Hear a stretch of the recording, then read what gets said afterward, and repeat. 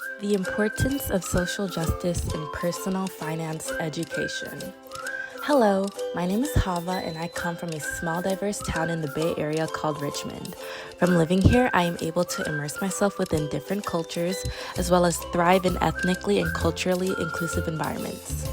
Richmond is home to a community of low-income and working-class people of color, where there is little to no education centered around financial literacy.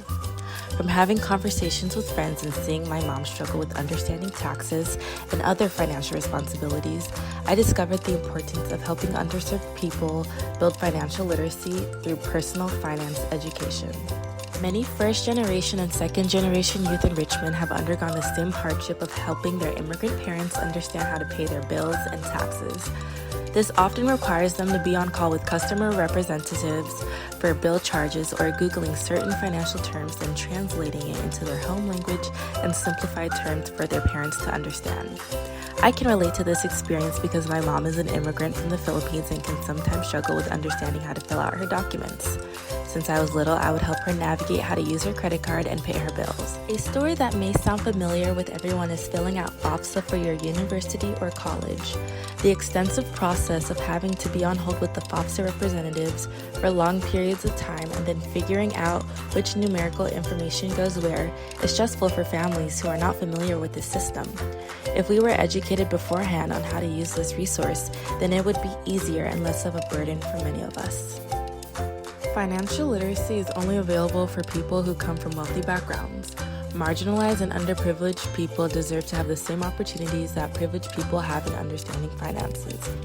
This was evident in data from National Center for Education Statistics in 2018, showing connections between race and wealth as well as access to financial education and financial literacy outcomes. Students from low-income communities consistently scored lower on financial literacy assessments than peers from wealthier areas. This is inherently elitist because if people who are immigrants or of lower income status cannot understand what is requested on financial documents, then it is imperative that our system needs to change.